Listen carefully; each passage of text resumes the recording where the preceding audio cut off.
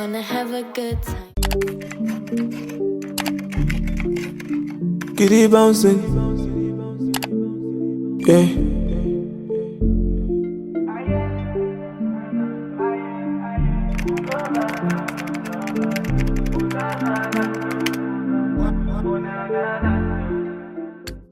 So this is basically everything that I'm going to be using in the curry today. They're very simple, wholesome ingredients, and let's just get straight into it.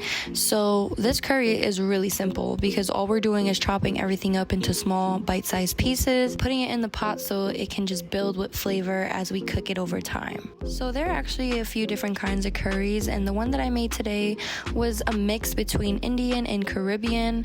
I didn't really have a set idea in mind. It was mostly just trying to use up the leftover ingredients that I had in my fridge, because as you guys know, if you've been watching me, I just try to decrease food waste as much as possible. So I definitely like to use fresh, wholesome ingredients like green onion, red pepper, red onion. All these ingredients bring a fresh, bold flavor to the stew or curry that wouldn't be the same if you skipped out on these ingredients. They are literally the base to your stew. So I'm just roughly chopping everything up because I know I'm going to be sauteing it in the pan, but generally you want everything to be around the same size so that it all cooks around the same time. So once you're done with your colorful vegetables, put them aside and then begin to work on your garlic and ginger. And the thing about this is that you can add as much garlic or as much ginger as you like. It's up to you and your preference.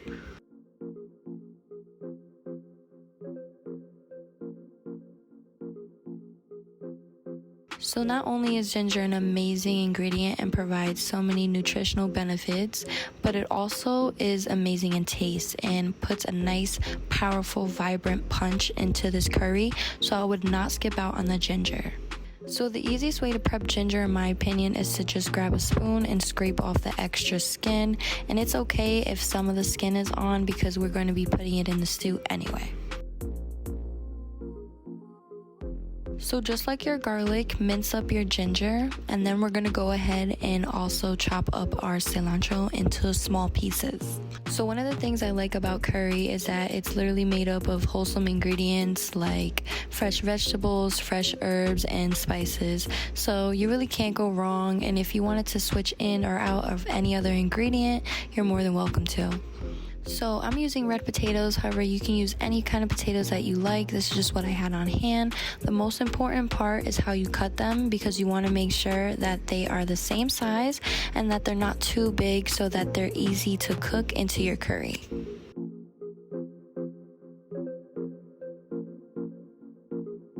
So I am using tofu for this recipe, but if you don't like tofu, you could always omit it and skip this part. All tofu is packaged with some sort of water, so we're just taking out as much water as we can of the tofu by gently squeezing it. You don't want to do it too hard because you will break it, but just apply enough firm pressure where the water is squeezed out. You can also use a napkin or a towel to get out excess water. Next, cut up your tofu into bite-sized pieces because we're going to be adding it into a sauteing pan until we cook it till it's about nice golden and crispy on the outer edges. So I've seen that you can throw your tofu into cornstarch for a crispier texture. However, I choose not to consume cornstarch as much as possible, so I'm gonna leave that up to you and what you decide. Even though we did take as much water as we could out of the tofu, it still has some percentage of water in it, so you just want to make sure that you cook it off. And the key to crispy tofu is to not touch it. I try to leave it on one side for a few minutes and then I'll flip it over, but I try not to move it around too much when cooking in the pan so it can get that nice crispy exterior that I'm looking for. While your tofu is cooking, in another pot add your oil and begin to cook your onions and peppers. You want to cook this for about 5 to 10 minutes or until they begin to soften up. Once this starts to cook, your kitchen is going to be filled with this nice aromatic smell of onions and peppers, and it's just such a vibe. After 10 minutes or so, you're going to add in your potatoes, and after every ingredient that you add, make sure to mix and stir everything so that it's well incorporated and that it is cooked evenly.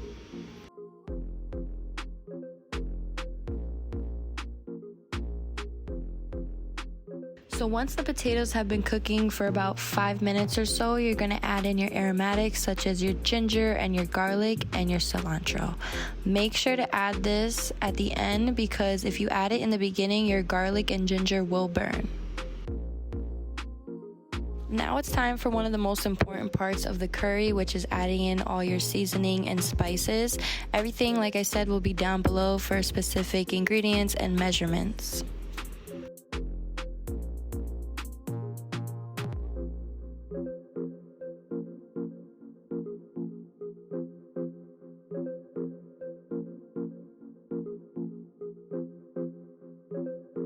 Once you add in all your spices, mix everything thoroughly because you want to cook the spices. It will release its oils and release the flavors into the pot, and your kitchen is going to smell amazing. You want to cook this for about 3 to 5 minutes before adding in the other ingredients. By the time this is done, you should check on your tofu and it should be almost ready. You want to check and make sure that all the sides are nice and crispy and have a dark brown exterior. If not, just continue to cook until all of them are about the same color. After checking on your tofu, go back to your curry and add in your tomato sauce and fresh tomatoes. Mix in your tomatoes, then continue to add in your canned chickpeas and your finished cooked tofu. Mix everything once you add it into the pot to make sure that it is well incorporated with the seasoning and flavor.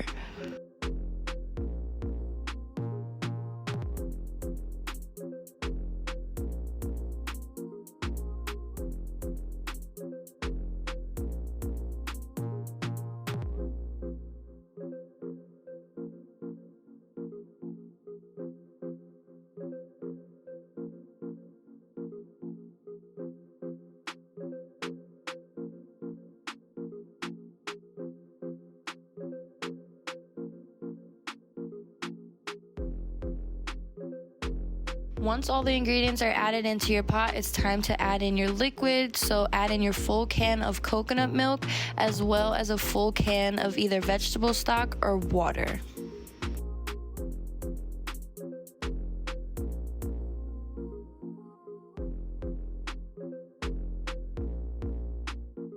Mix that all up and then continue to add in more flavor by scooping in some sofrito, or if you have homemade sofrito, that's even better. I did about 3 to 4 tablespoons, but I was kind of tasting as I went, which I highly recommend doing to your curry. Cover your curry and cook for about 15 to 20 minutes. After that's done, you're gonna add in a full lime or 2, depending on how much lime flavor you want into your curry.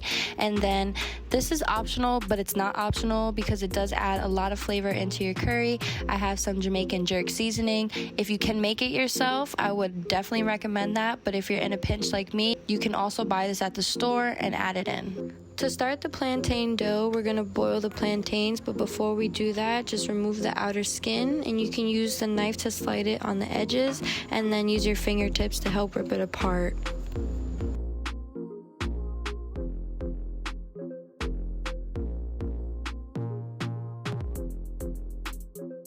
Cut your plantains into small chunks and then add them into a boiling pot of water. Make sure the water is heavily salted, and then you're gonna boil it for about 20 minutes or so, just until you can stick a fork through it.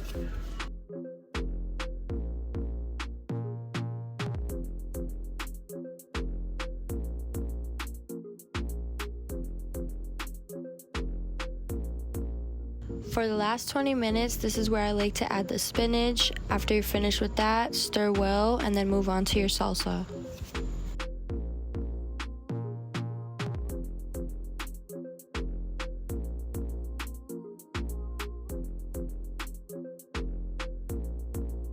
To make the pineapple salsa, get all your ingredients and just make sure to dice everything up and add it into a bowl.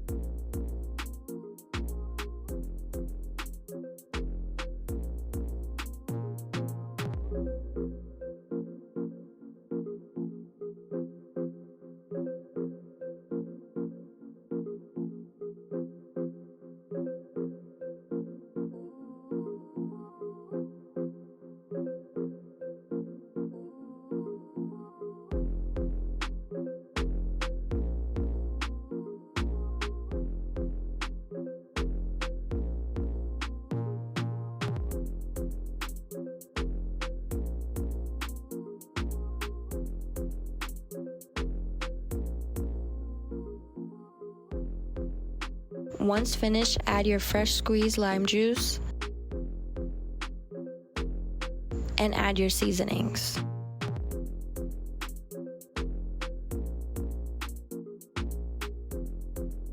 Give everything a good mix and then put it in the fridge to sit aside while you finish up the rest.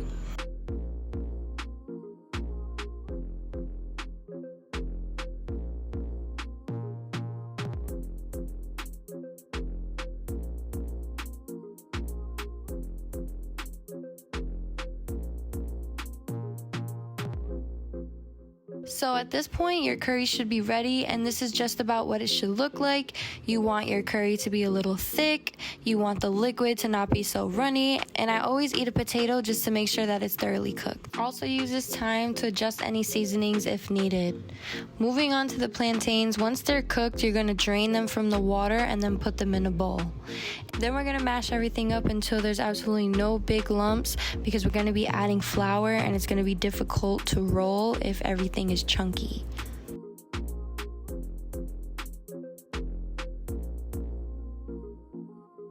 Once your plantains are mashed, you're gonna go ahead and add your seasoning and your flour to the dough and then work it in with your fork to begin with, but then after a while, you're gonna have to go in with your hands to knead everything. If it's still too sticky, you can always add more flour, but be careful to add little by little because it's easier to add than it is to remove once it's in the dough.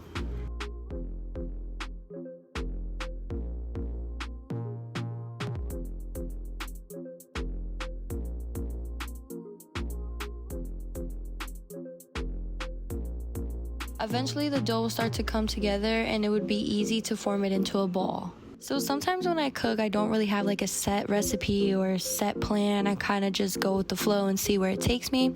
And the plantain patty idea was one of those. So I don't have a set recipe just yet. So make sure to stay tuned because everything is still in recipe development. But once I perfect it, I'll be sure to post it. And I swear, if any of you say anything about me using this cup as a rolling pin, you're done because you gotta do what you gotta do. Okay, honey? As long as it gets the job done. So now that it's rolled out, it's just time to fill it and close it. So it ended up getting a little messy on the sides and somewhat hard to close, but I kind of used the wax paper as like a medium to push everything together and it didn't come out that bad.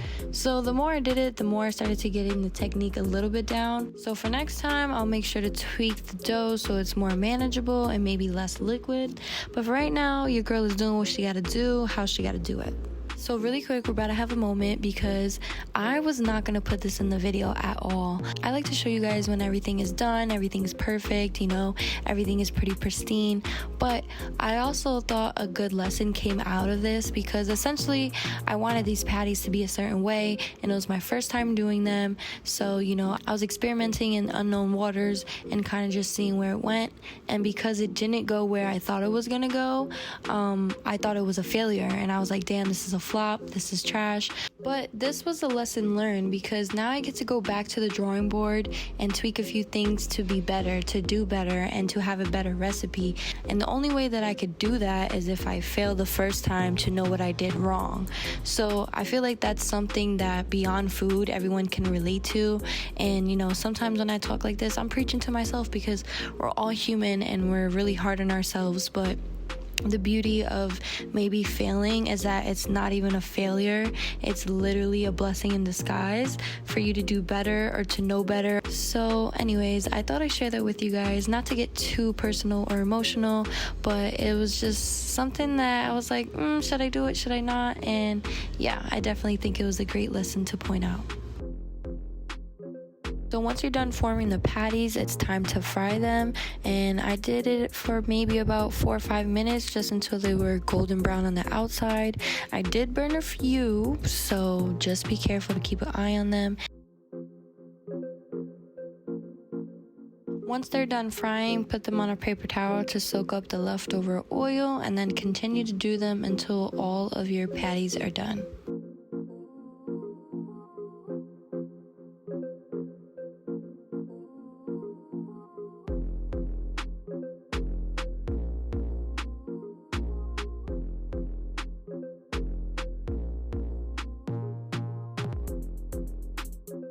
So regardless of what happened, these patties were amazing. I loved how they taste, and I just want them to be perfect. So definitely going back to the drawing board, but for my first time, really enjoyed these. The curry was delicious. It was nice and warm, full of spice and flavor, and then the coconut milk just helps tone everything down, but in the most perfect way possible. The pineapple salsa was a light and refreshing bite compared to everything that was a little bit more heavy and full of spice, so it definitely was a good palate cleanser with everything going on. So I hope you guys like this recipe, and hopefully it inspires you to make this for dinner next time, because it's super simple and it's a one-pot recipe. So definitely worth checking out and trying for yourself. And like I said, make sure to follow me on Instagram, because I will be posting the final patty recipe once it is finished. And stay tuned for more videos. I'll see you guys next week.